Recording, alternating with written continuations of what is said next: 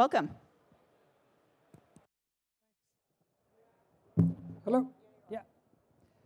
Good afternoon, folks. My name is Sudhir, and I am working for HB Oil Incorporated. Can you hear me? Yeah. Okay. Our mission is to improve safety and reliability of high oil-filled, high-voltage electrical equipments. How many of you have done the blood testing? I think almost everyone. And how much you relies on your blood test? I think we rely a lot about our blood test. Whenever the reports come abnormal, there is something abnormal is going in our body. We use the same concept on the transformer oil testing. If you do the proper analysis of transformer, tap changes, breakers, whatever the parts the oil touches to that equipment, and proper testing, there are abnormal indication, and that can tell you what is happening in that electrical equipment. So our mission is to improve safety and reliability of high oil-filled, high-voltage electrical equipment. And we do the oil analysis, that is our primary business. And based on the oil analysis, like even though like if you do a blood test, it tells a lot of numbers, and you don't know what is the number. Then you have to go and see the doctor and tell, okay, what this number tends to be, whether it's okay or not okay. That's where is a big part on the oil testing. Based on those numbers, we predict how reliable is your equipment. Is there any fire and safety hazard? How long it will last? And obviously, there is a huge gap. When we are in Canada, most of the guidelines, if you see IEEE guidelines, they are based either from Houston or from California. In fact, the IEEE guideline, the old IEEE guideline, which we are going to modify it, was developed in London. And our weather is way different compared to London. So what we are doing, in addition to doing this commercial oil testing, our original business started from how to predict the faults in the transformer oil. And afterwards, once we are very confident, yes, it can be predicted, we are trying to commercialize this. And HB Oil is a 100% Canadian company. So as I said, we are research focused. Every year we do allocate funds based on our sales to do the research and predict new diagnostics tools. Our first research was 10 years back on the low gas detection of dissolved gas analysis. What is the DGA? I will cover it after a few slides. Then we studied how particulates affect the transformer oil testing. Last year we did the cable oil analysis. The oil field cable is a dying business. We all know that they are coming out of the industry. However, in Canada, there are a lot of oil field cable still, and someone need to predict that whether they are good to go or not good to go before they start failing up. And that's where we focused on this cable oil analysis. Current year, our research on the bushing oil, we predicted a lot of bushing failures based on the dissolved gas analysis. And if you are in utilities, and if any bushing is coming out, we will highly recommend you send us 50 ml sample, and we will predict okay, whether that bushing is ready to go or it's in a failure mode. We are comparatively new lab. There are labs for 40, 50 years. We are only 9 years old. And that brings us in a very, very competitive situation.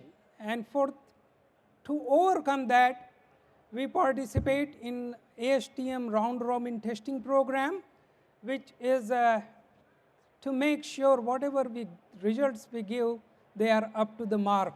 I am a board of ASTM member. We do participate and review the procedures, ASTM procedures. We are fully in compliance with ISO 17025, which is a ISO method for labs. So this what ensures us that whatever the results you are getting from HV oil is a very, very reliable result.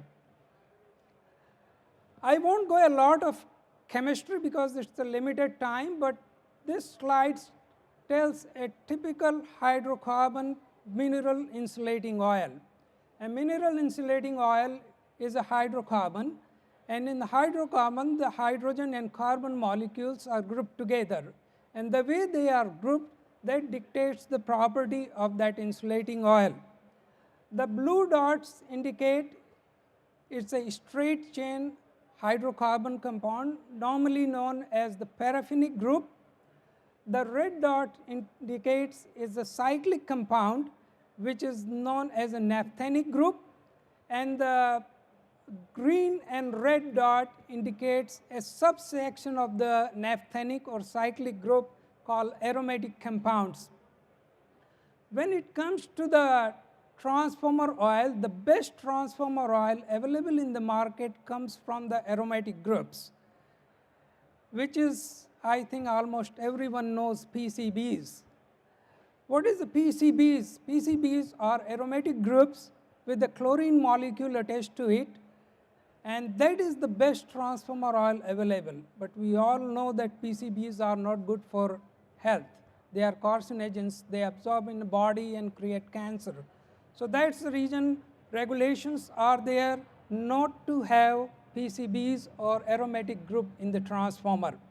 So the next stable group comes is a naphthenic group, and that's why there are companies who manufacture the transformer oil tell, oh, my transformer oil is highly in naphthenic, naphthenes.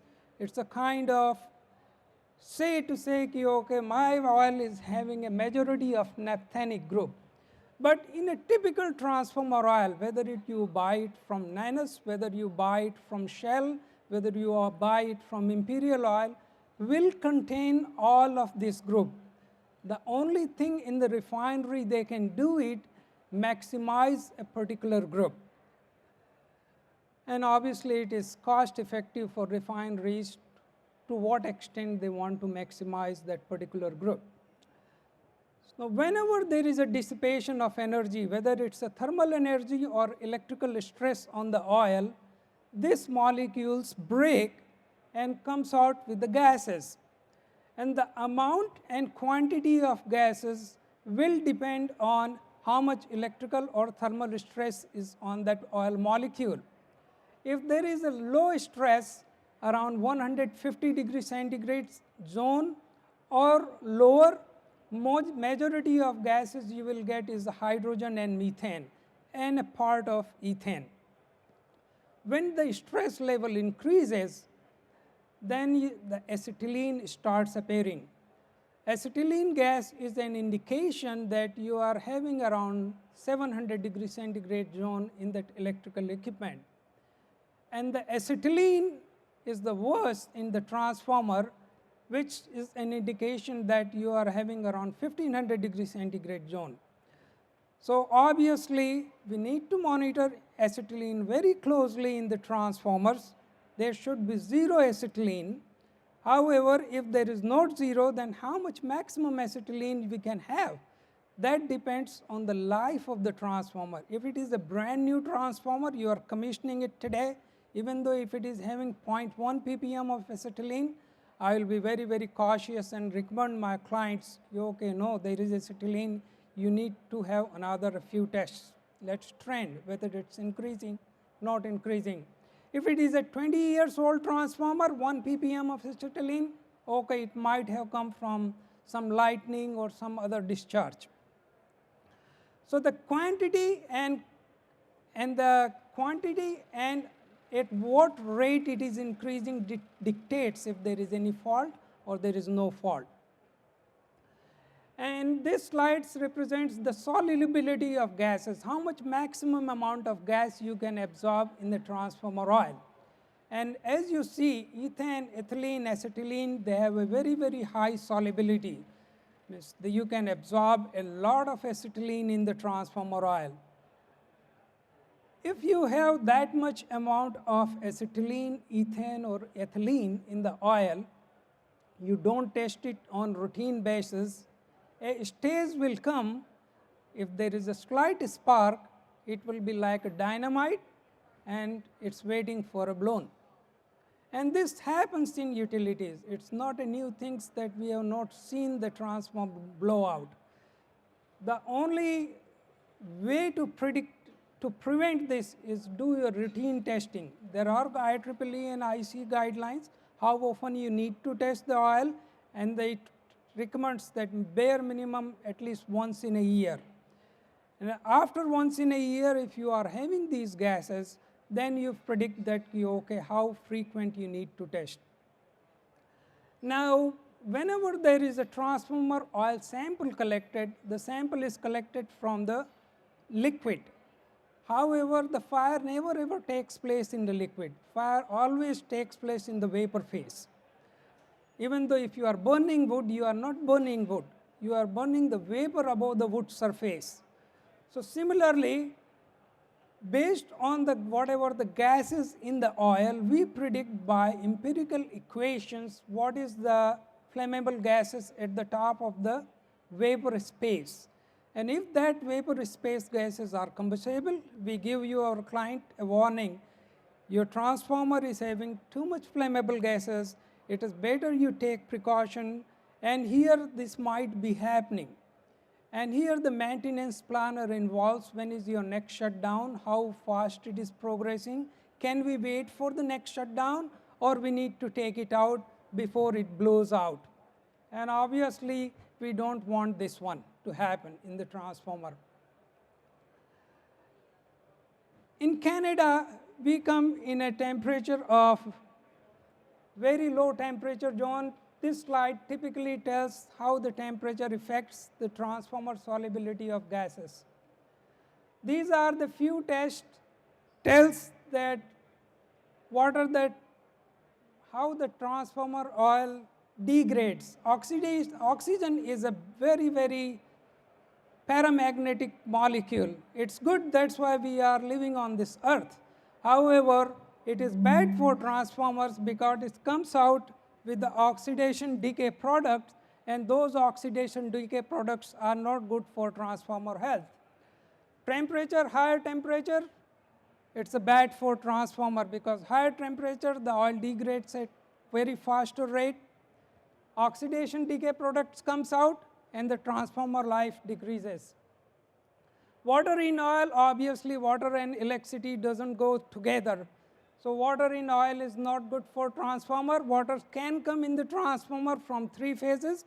One is mostly of the water comes from the atmospheric air. Water can come from decomposition of oil, which is the byproduct like sludge, carbon and H2O. Water can come in the transformer from degradation of cellulose or paper, which is meant for insulation. This is an estimate how the temperature affects the life of the transformer. Degree of polymerization, a quick one, it tells you that what is the mechanical strength of the paper in the transformer, because the life of paper is the life of the transformer, there is a saying. The dP changes by three ways: hydrolysis, pyrolysis and oxidation. If you want to know more about, come to our booth 153 and I will explain in detail. When the dP or mechanical strength goes below 200, we say it is almost end of the life of the transformer. And dP can be estimated from indirect analysis, which is known as a furon analysis, or a direct analysis, where you take out the paper of the transformer, send it to lab, and we predict what is the mechanical strength. These are the general oil quality test. Quick minute, dissipation factor or a power factor tells how much it is a dielectrical losses in the transformer. Oil, acid number, acids are produced from oxidation of oil. Higher acid number, bad for oil.